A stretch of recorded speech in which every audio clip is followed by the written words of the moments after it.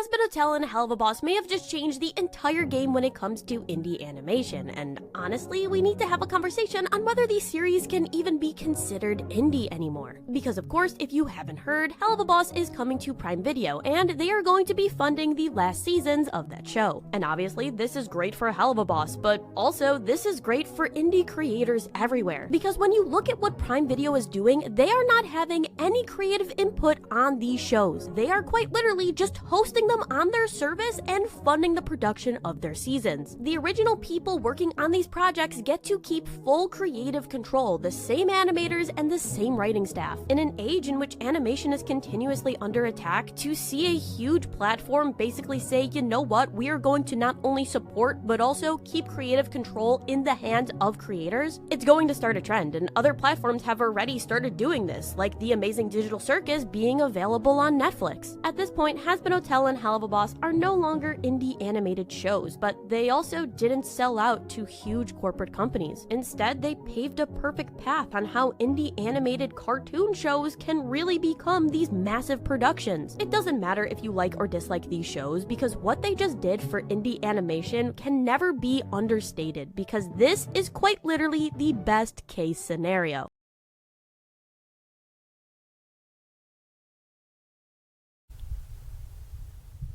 I talked about in my last episode how mainstream animation is completely out the door. It's suffering.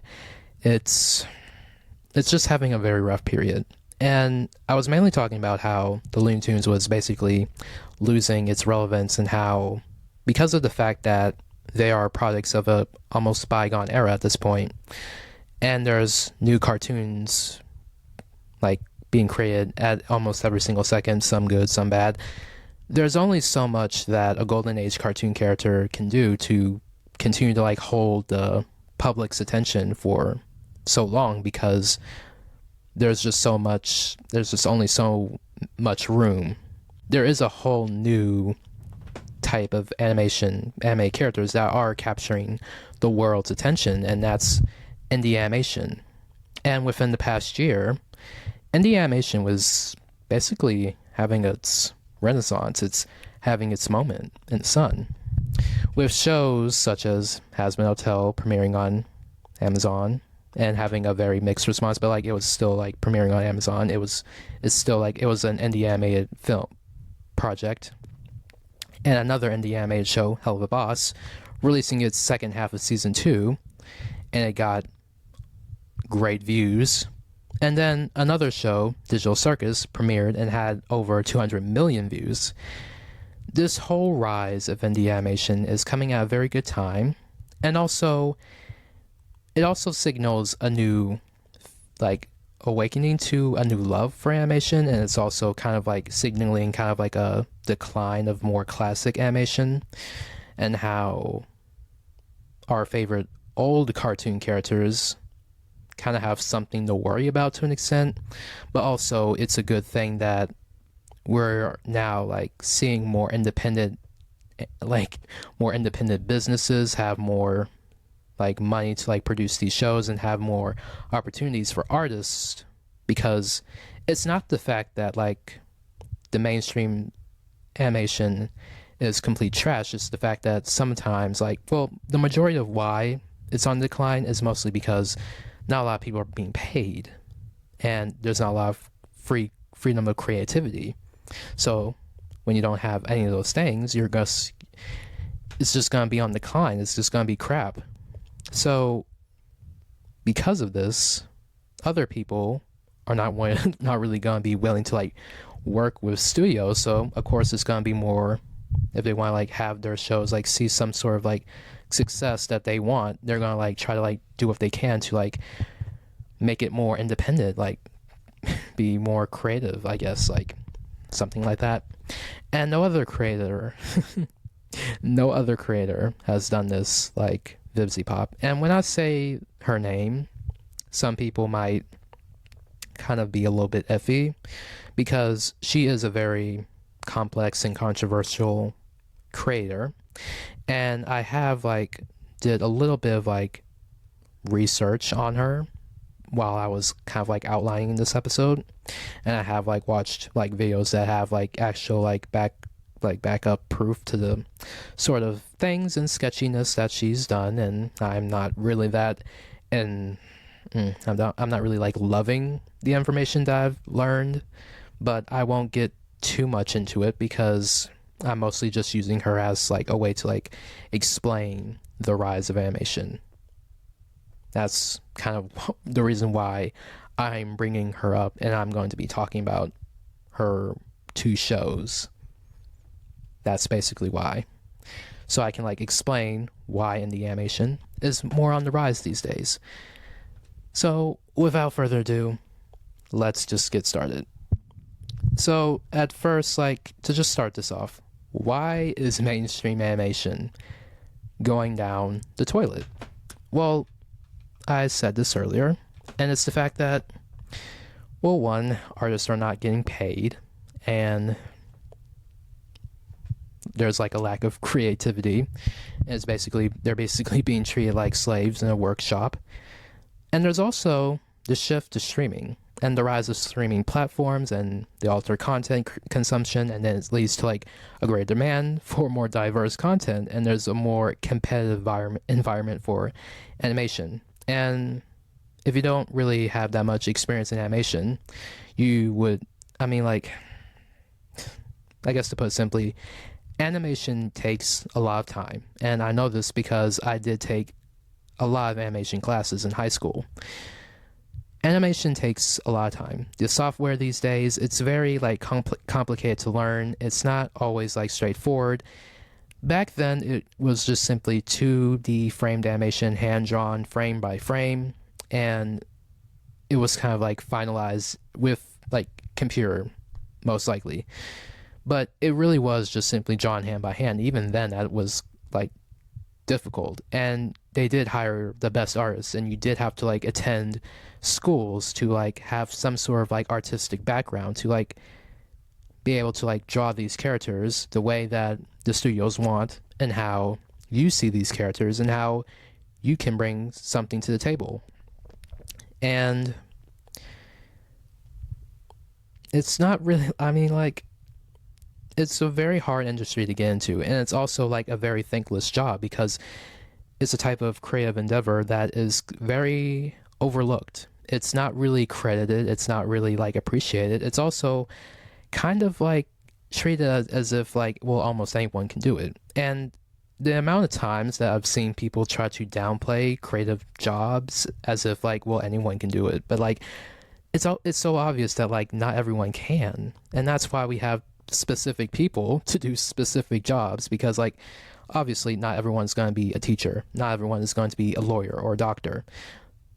And it's not to be like very elitist and say, well, only like, well, certain types of people, but like it's obvious that like there's a certain type of people, only some people do have the bandwidth to like deal with the workload that comes with this particular career and the type of stress that comes with it, because no career is ever easy. Animation does take time, and it takes a very long time to perfect, and the cleanup process of it, it's not really, it takes long, and and you're not really getting paid enough, just like how teachers are not getting paid enough. So obviously it's going down the toilet. And then the technology advancements, like I've said, 3D is becoming more mainstream, and then 2D animation is not really, it's kind of like we're seeing less 2D animation these days. And also, like, there's not really a lot of appreciation for both as equally. Obviously, like, 3D has come at a good cost and has made like more like better quality of animation and live TV, because there's many like live TV shows and movies that do use 3D animation for special effects, and also it does have a good place. But also, if we constantly like use 3D animation for every single thing, I don't know, it takes away some of the magic that 2D animation had. And also, like in the past, some of the most beautifully animated films have been 2D animation. And also, like, people, again, they went to art school to basically, they all they know is like drawing in like 2D animation, because they're not really that like experienced in like 3D like animation or like 3D drawing. Me in particular, I'm more used to like just simply drawing on paper, drawing characters on paper.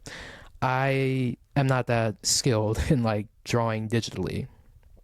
I do have a Wacom tablet. I haven't really like drawn on it since, but like it's a little difficult for me to like draw digitally. And for some animators, it's a little bit difficult, but like due to like the technology advancements and like the demand for more 3D and CGI animation, they have no other choice but to like do it. And some people are not like trained in 3D animation because they only know how to do like 2D animation more particularly, and that's more older like animators who went to like, I think CalArts, that's the school, CalArts in the 80s, to like work for Disney. That's really like because like the Walt Disney Studios did like hire animators from CalArts to like work for them.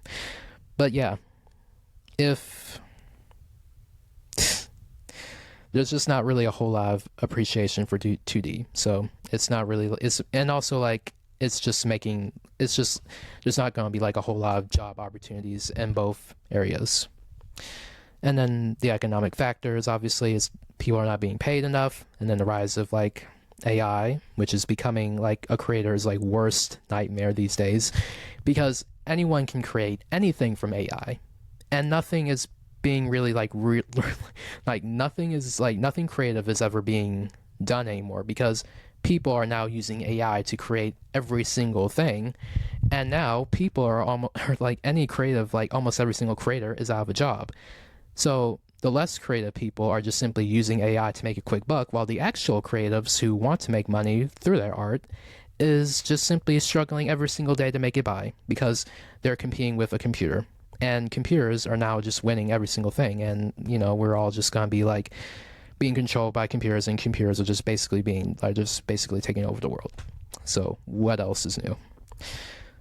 All that is just simply leading to people quitting their jobs, not really having a lot of like, they're just not, it's just like they're just basically out they're just basically just don't have like, all these factors are just simply playing into decline of animation for the simple cause of like, it's just putting people out of a job. And it's the same people who are downplaying these animators' roles and creatives in general, who are just simply bitching and complaining as to like, okay, like where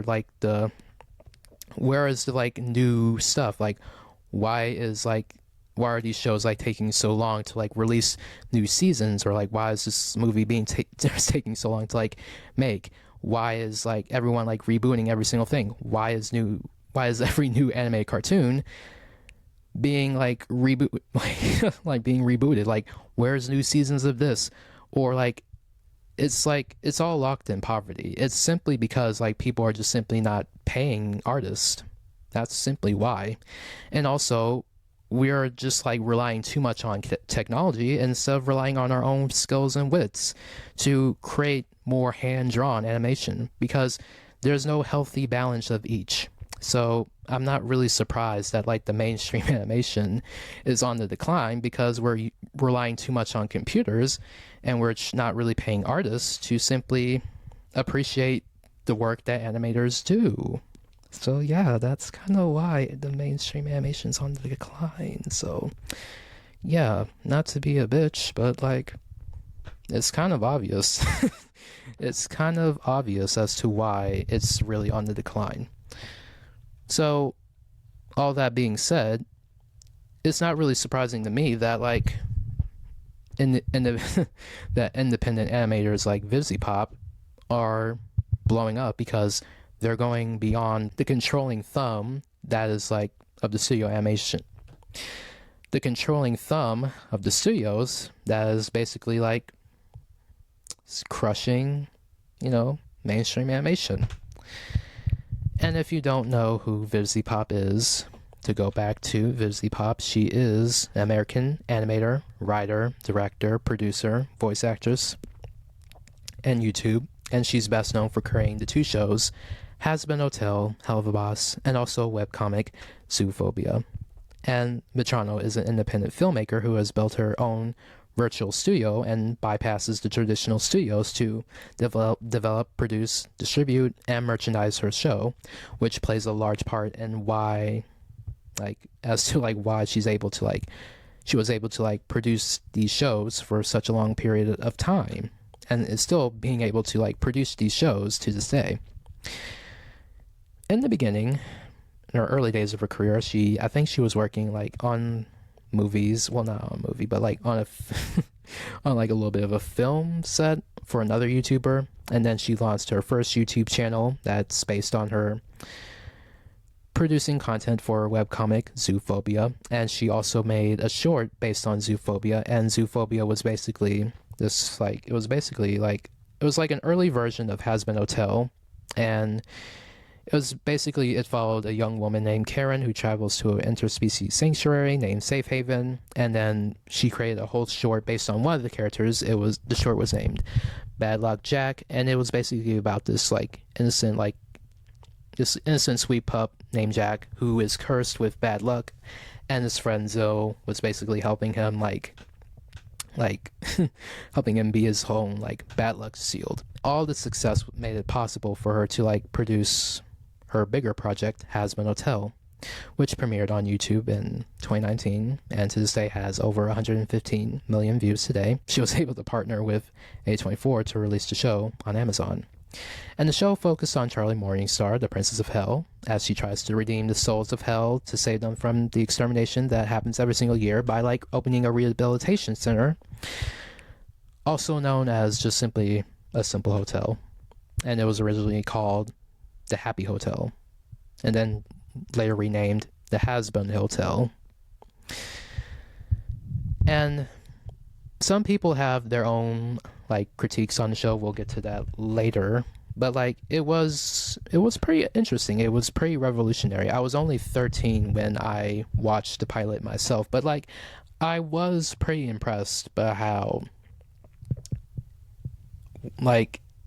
a woman with her own team and of these group of animators were able to do this almost all on their own. Obviously we need money, it's not really cheap, but I'm surprised that they were still able to do this. It was pretty impressive, and it produced a lot of hope, because one of the main things of why indie animation is working is because it produces more opportunities for animators to find work, because it's not the most easiest animate. It's just not really the most easiest creative endeavor to get into. The next show that she created was Hell of a Boss, and it was another show that premiered on YouTube in 2019, and it had a very successful pilot too. But the show is produced independently under her own company, the Spindlehorse Studios. And it's funded under the views and the merchandise of the show. And the merchandise of the show mostly was mostly Hell of a Boss, and some Hazbin Hotel merchandise, but it was mostly had Hell of a Boss merchandise. The show is mostly about an named Blitz, who runs an assassin business, and he takes out the living based on people who were screwed over by the people or just simply want revenge.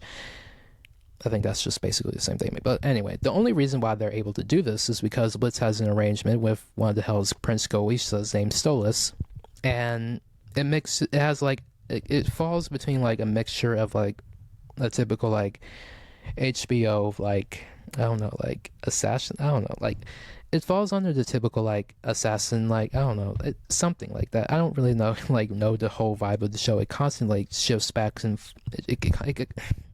it constantly shifts back and forth, but it has something. But the show was God. The show has been the main show running while Hazbin Hotel was in production, and this show in particular really was very big, and it's the first season okay. The first episode of the season aired in October of 2020, and as of like 2025, it's been like practically like 6 years since like since Hell of a Boss like premiered its first episode. And it's weird because like I've like watched like the evolution of like these two, like I've watched the evolution of Hell of a Boss in its own time, like in real time. And I'm just like, I don't know, like I'm very impressed. I keep saying that, like I'm very impressed by this show. I'm still very impressed. But like one achievement this show has made was Kesha guest starring in part 2 of the season 1 finale. And it's a very full circle moment because she gained popularity through making a cover video with her own characters to Die Young. And now Kesha was basically like voicing a character in Hell of a Boss. She voiced the character named Beelzebub.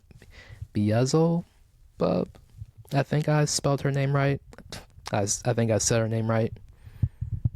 But yeah, that is also like very, very impressive. So anyway, let's talk about her company, Spindle Horse. Let's get into that. Okay. So it's very like, it's very inspiring, right? When like an independent artist had so much success that she was able, like, it's not every single day that we see an independent artist have like reach like this much success that like they're just able to like create a studio for their work, fully for their work. And I guess in like a hypothetical dream, I would like to kind of like have my own like little studio. I don't know like what will I do with my own studio. I would like sign like a lot of like creatives. I would sign a lot of like creatives, a lot of black creatives, a lot of black and queer creatives. And I kind of been like thinking about that recently, like, oh, what if I had like on my own like little like media company? That'd be cool. Anyway, what they say here on their website is simply they're best known for its work on Hazbin Hotel and Hell of a Boss. Spindle Horse is an independent animation studio based in Burbank, California. Founded by Vivian Madrano to produce anime content for a YouTube channel, we have since grown into a fully fledged animation studio, collaborating with partners such as A24 and Amazon to bring Vivian's characters and worlds to life. Spindle Horse specializes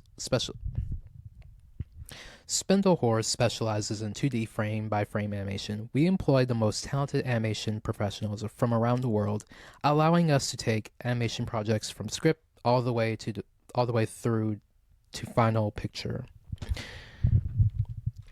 So even though like mainstream animation is kind of like on its pause, it's kind of like in a slump. Not truly in a slump, but like I said, it's simply like going slow. There are like reasons why indie animation is becoming more popular. The number one being the animation industry is a very hard profession to get into. Like I've like taken animation classes myself, and the place where I live, there's not like a whole lot of like animation programs going around, like more specifically, but like it is a pretty hard and like profession to get into. Even when you go to an art school with an animation program, there's not really always like a guarantee that you will like put that like specific like skill and like group degree that you literally like went to school for to like use, because it's like it is kind of like a hard profession to like get into, and it's not always like paid the best, because people kind of like view like artistry as like something to be kind of like taking not as seriously, but people will still like want people to like create stuff, but they don't really want to pay for it. A more important thing is like these shows, like indie anime shows, they have no filter, meaning they can just simply show representation. You see that, and there's these shows where her characters simply like curse like sailors, and they just simply show unapologetically like queer stuff, or like even like raunchy stuff, like stuff that like studios like studios, like some like mainstream studios, will never like show for fear of like losing sponsors. Like, looking at you, Disney. But like, they won't like, specifically like with queer representation, you see that with like Vivian shows. Like, it's just simply like, it's more like just simply casual, like, because like it is like it's not really that much of a big deal.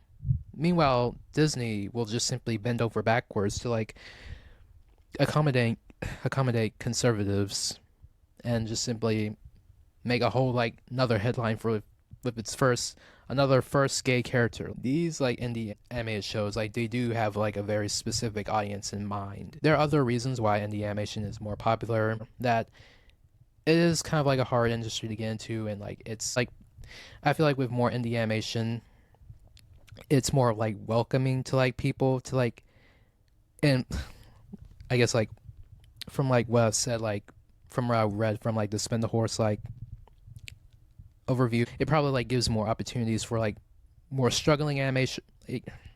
It gives more like job opportunities for animators who want to get into this industry, rather than just simply going through many hoops to like get even like a single interview for like Disney or Warner Brothers. Next, we're going to be talking about the criticisms of Vivziepop's shows. Every artist in Korea faces criticism, and that's just like an inevitability. Like, when you are just simply putting shit out there, people will obviously like criticize, and obviously the obvious answer is just simply like take it all with a grain of salt.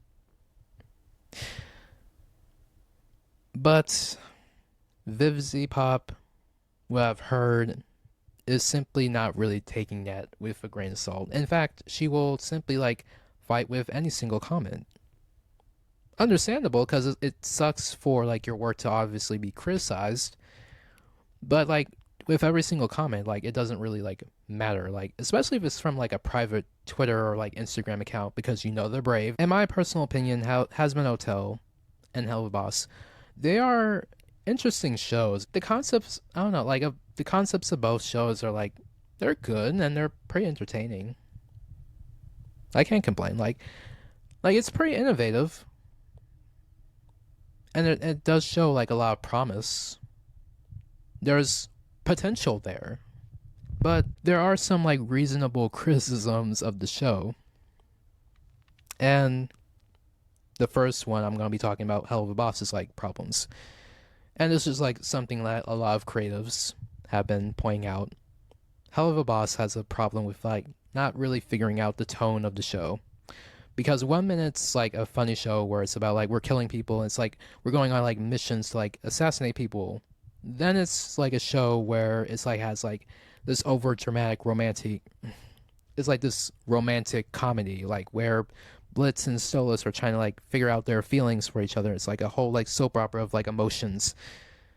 It's not like it can't be both, but I see people saying that even the build up to those more serious moments in those episodes, sometimes it's forced, or just simply happens more randomly, or sometimes they like have like storylines there for like no reason. Like, it's just simply like filler story instead of just simply like building it up a little bit more. If you want to have a more serious, like, more moment, there needs to be like more people in the writer's room to like have like those moments where like, okay, let's simply like build this up a little bit. Like, let's see, like, where are we going with this? Like, multiple things can be true at once, and a show can have like multiple tones, but like when you don't know how to balance out those moments, and we're just simply like going with like random moments at best for like an emotional clarity of something, like it gets like kind of like it just gets very like confusing to like people. And with Hazbin Hotel, the criticisms being like, it's similar to like what I said like with like Hell of a Boss. The first season did like have like 5 seasons worth of like character growth and character like arcs and like storyline, and it was just like placed all into like 8 episodes. Like, it was so rushed, and it had so much promise, but like, why all the rushing? Like, I feel like there was just simply more to the story. And when we were like building up to like this final like grand like moment in like episode 8, it felt like very hollow. Like, it really did feel like hollow now that I'm thinking about it. I'm not really just simply going off of like bullet points of like someone else is saying, like, but like it really did like feel hollow. because like we kind of like need more to like understand like more of the characters. And then sometimes the writing felt like it was kind of like it's like literally telling us, okay, like this is like a character like overview of this like character, like, or like something like that. Or it wasn't really like fleshing out other characters that much, like Charlie and Vaggy's relationship. Like it wasn't really like giving that much, even though like they're a very like sweet couple, but it just wasn't really clicking for some reason. And then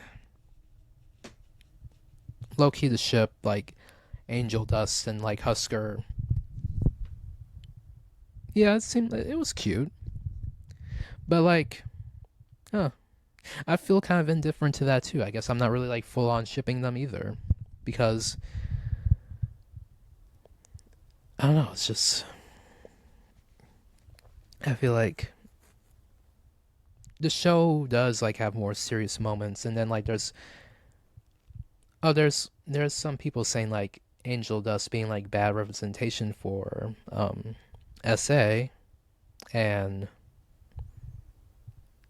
some people have been saying that, but I can't really like speak too much on that. But like there are just a lot of like criticisms. But like I do feel like a fix for like Hazbin Hotel. I feel like if they could just do it all again, I feel like we could have had like 20 episodes, or like at best like maybe like an hour, like maybe like hour long episodes, like, and like it's possible, like it's possible for anime shows to like have like hour long episodes. I feel like there should have been like more episodes to like flesh this shit out, because I feel like a lot was happening in season 1, and there was just so many like jumping points. I don't really think I kept up with it that much. I guess what I'm trying to say is like Vivziepop just simply ran the entire like first season as if everybody who was watching like knew like the full lore of the show or watched the pilot. Whenever these criticisms were coming up, she was going on like many like rants on Twitter about it. And also she also like faced a lot of like plagiarizing. There's like some drama with her and this artist like Ken Draws, where he drew like a pose for like her character Cherry Pop and Hazbin Hotel, and then like she made a whole like story about him being an abuser. When he asked for her to like give him credit, she literally like asked him to like, oh, can I like use this and I'll credit you, and then it never happened, and it just like became a whole thing.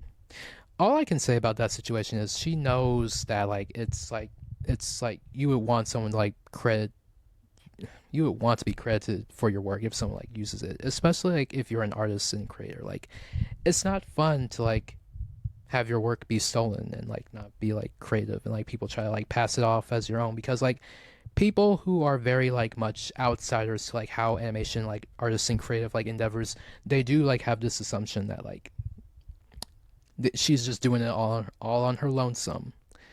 She created all this, she did it all by herself, when there's obviously like a team behind her like helping her produce and like work on these shows. Like obviously like she's not doing it all by herself.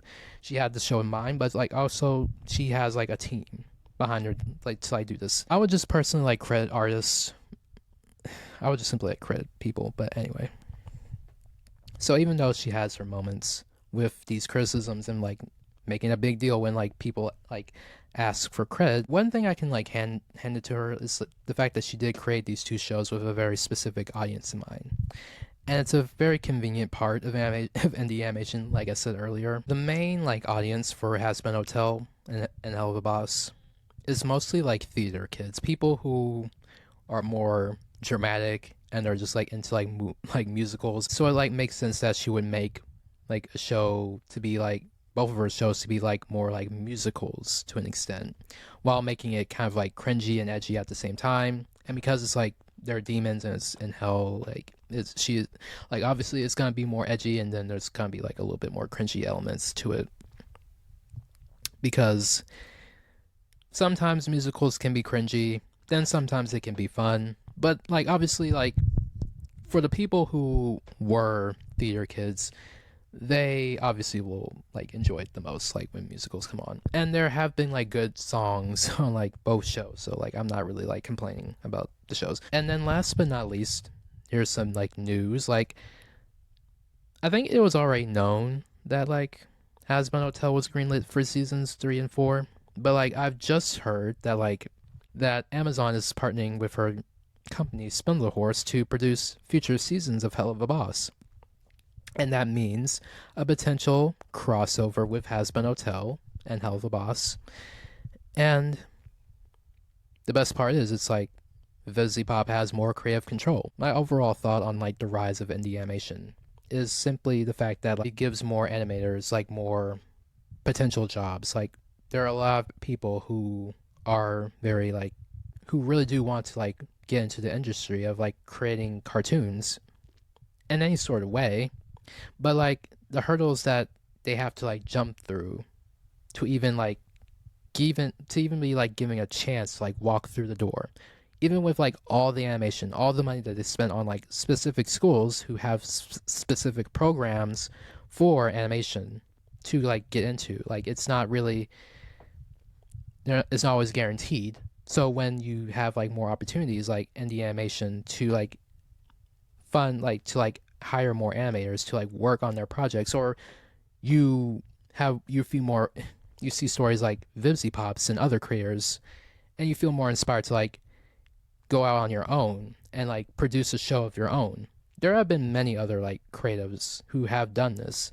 I've seen a TikTok with a black creator who basically like created like his own superhero comic. It was pretty impressive, and he did sell a lot of copies. He's been to like conventions. It's pretty great. 2024 and 2025 is like a good year for like independent creators to like make more of a name for themselves, to basically like go after their dreams. And there's not really impossible. Well, with everything that's gonna be like impossible, nothing is truly ever easy. But like, it's obvious that like when it comes to like more creative endeavors, there's more like a risk for security. And with animation, animators in particular, and the fact that like animators are not really being paid that much, they're about as paid as worse as like writers, like if not like they're paid worse than like writers, because at least writers still have like something, they still get paid something. With animators, not really as much, and they're not really that appreciated as much. And but anyway, that's kind of all I have for today. So thank you for listening to Let's Discuss. You can find the podcast on Spotify, YouTube. You can follow the podcast on social media at Instagram and TikTok, Let's Discuss Podcasts _ all lowercase. And you can follow me, Nick.Marshall02, all lowercase. And I hope you guys have a beautiful rest of your day, week, month, year. And we'll talk soon. It's been a nice talk. Like I feel like, I don't know, maybe this episode will like air, but like anyway, we'll talk later. It's been a nice talk. All right, bye.